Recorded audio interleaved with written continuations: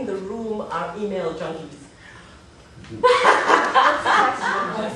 How many? Okay, email junkies. How many people love their computer? Oh, yeah. I'm there. I'm there. Hey. Nope. Right on. All email junkies? Okay, I haven't even asked the question, but that's okay. Okay, go on. That's one question. That's an additional question.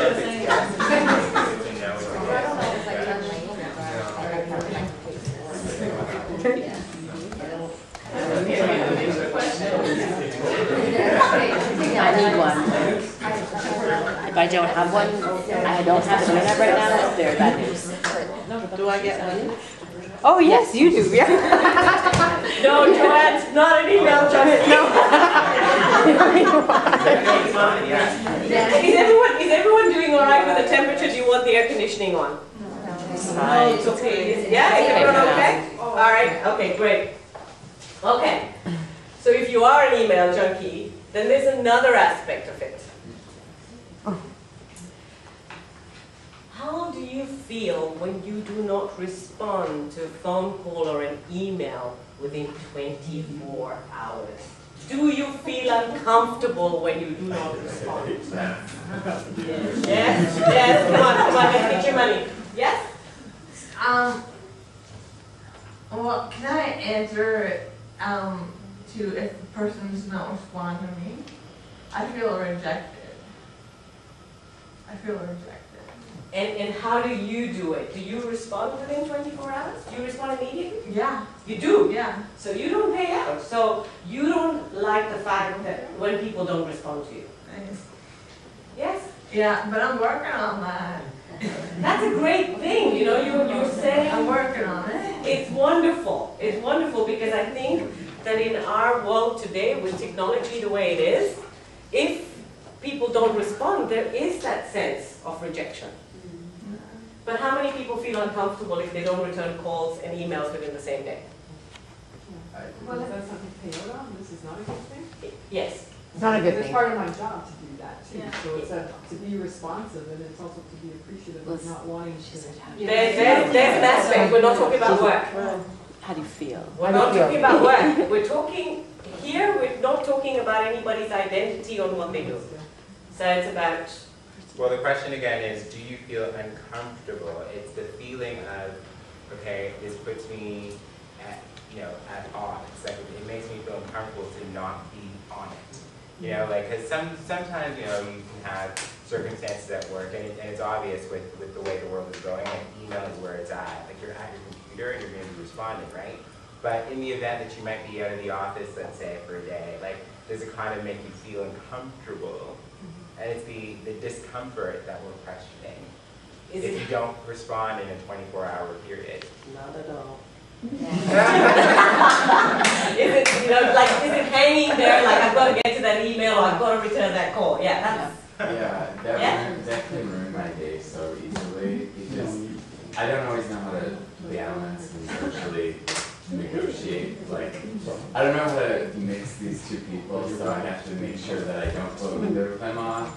So now I actually can't respond right now, and I'm waiting for this next little thing. And then I know that this person's sitting around like, why isn't he getting back to me? And that's what Leah said. Leah said, if people don't get back, then there's another feeling that comes up. Why hasn't someone written back to me? But yeah, we're getting to that. That's great. So, say no. are we all paid in and paid out? Okay? Okay. The next question. Oh, this is a good one. How many in this room? How many people like to give gifts? Yes? Yes? Everyone? Do most people like to give gifts? Okay. Do you have a hidden agenda when you give gifts? Do you ever have motives behind your gift giving? Take a moment to think about this. Other than wanting to make a person feel good by what you do, you're suggesting that potentially you're giving something that puts the other person in love with an obligatory situation. No, not necessarily. It's not about the other person. The question we're asking is, do I have a motive behind giving a gift? Of course I have a motive. First of all, it's going to make me feel good because I'm giving a gift to somebody that I probably like or somebody I know, whatever it is. But is there something at the back of your mind when you give a gift? It's that person's going to feel good, but could it be that in return, what is it going to do for me? Other than make yourself feel good. Other than make yourself feel good. Okay, then that's fine. Does anybody else? Yes? No, I'm clear on what you're asking. Yeah? I know what you mean. Okay, go ahead and explain it in your words then. For me, what you just said? Yeah. So,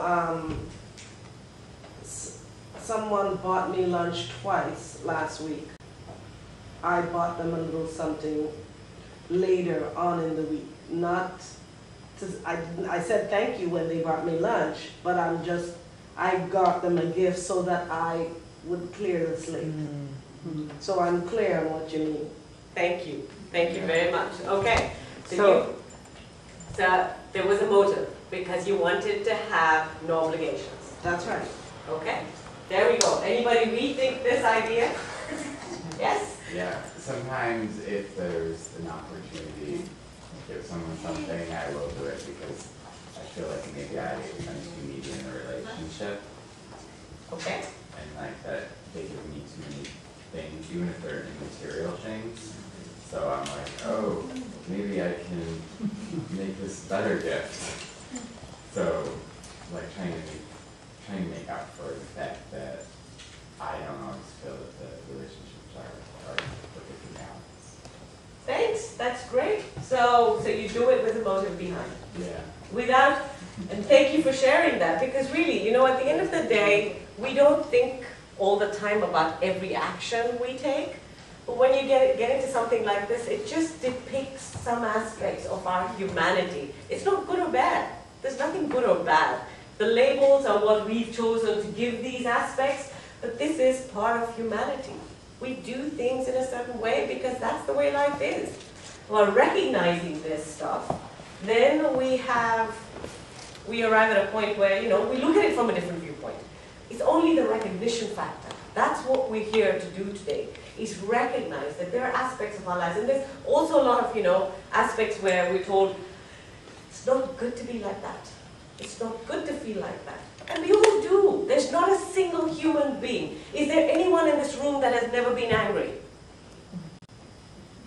Is there anyone in this room that's never been afraid? Is there anyone in this room that has not been disappointed? Is there anyone in this room who hasn't felt abused in some way or the other? All these things are common to all of us. But what happens? If you really admit it, then that may project some sort of weakness. Because you're not supposed to be like that. And who told us how we're supposed to be? Who told us? Parents, society, the media. Ourselves. And ourselves. And, you know, you can keep putting it on. But there isn't a single person in this room that has not experienced a negative emotion, and I can say guilt. Has anyone not experienced guilt? Is anyone experiencing guilt this very moment sitting here because maybe they were supposed to be doing something else? Or maybe last night there was something else that was going on and it's surfacing today? You know? Doubt. What does doubt do to us? What does doubt do? When you doubt something, what does it do? Erodes your confidence. Thanks. And what's confidence? How much faith you have in me? Thanks, Leah. Don't you see?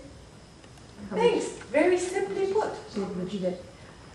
How much confidence, how much faith you have in yourself.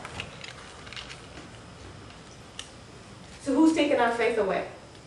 And faith is another word. Oh God. Yes, don't talk about faith, because faith relates to religion, and religion is something we don't want to know about. Hey, we don't want to know about religion. You know what? Religion's got too many rules and regulations. Don't take me there. So, other than faith, energy, spirit, System? Our belief system? could be our belief system. Yes, we can call it other things if faith doesn't work for us. And who took that away from us? Who did we allow to take that away from us? Well, we've all experienced this. And then if I go the other route and say, how many have had happy moments? Everybody's going to say yes. How many have had pleasurable moments? We're all consenting adults in the room, so I'm sure we have. Okay? And pleasurable moments is normally related to sex. I know. Okay, I do understand that. But you know what, if we don't play with these words, we ain't going anywhere. So, okay, we all experience the same range of emotions. Yet, we get told, because you're special, you're experiencing it in a different way. And so we've got to help you come out of this. Every single human being goes through the same thing, okay? So if we get with the program and say, right, these are all emotions, we all experience them, and okay, how are we going to shift it? Okay, do you do favors for people? Yes. How many people like to do favors? Okay? Favors, what are favors? What kind of favors would you do? So if someone asks me to do something for them, and then I respond, yeah, I'll do it for them, if I'm asked to do it. Okay? And do people ask you a lot? Yeah. Okay. Who else does favors? Okay, Charlene? Yeah. What kind of favors do you do? What kind of favors do people ask you? Work-wise, personally, both? It could be work, it could be personal, or I may get a sense that, you know, that this is something that they, you know, may need or something, and I will ask them and say, this is something that you need right now, and maybe they're not able to get it for themselves right now, and I, you know, may advance them or, you know. So you'd offer to do a favor as well? I would offer, or if they ask. Sadina? Things that people ask me to do, or things that I might do for them if I know it'll make them feel better or make their life better. Okay, that's great. Did you want an example? Oh, I'm so sorry. No, that's okay. That's fine. You do things when people ask you because their lives would be better. Yeah. With you helping them. Mm-hmm. Okay. All right, so how many do favors? Okay, so collect from all the ones that do favors. But why? Because. Taking the money away doesn't. Yeah, because. What are favors? Something you don't get anything in return for? It could be. Helping out someone, you know, that needs something to be done, but they're not able to do it. No. Helping out is different from favors. We need to define that, right? We need to define. When you do a favor for someone, it's because that person is not able to do it for themselves and they're asking for your help, and when you are doing it in a needy favor way. So, Okay, I have a question. so I think the difference between that and helping Yeah. someone else. Yeah, it's the same, yeah. My friend says, can you do me a favor? My response immediately to anybody depends what it is. Okay. So if I can do it and it is not sacrificial and harming me, I will help you. And Yes. if I can't, I'm telling you right now, I can't, and I'll explain why. So if you're saying a favor is because I'm... Maybe we've got to expand on Yes, that. I think Yeah. yeah. Maybe if I can jump in as well and just speak a little I- bit. I see your hands are up everywhere. Yeah. Yeah, Before you expand, yeah. you know, I don't know about anyone else, but I did not put up my hand because when people ask me if I can do them a favor, I usually say no. Right. This is the That's thing. all. The questions aren't necessarily. Think about.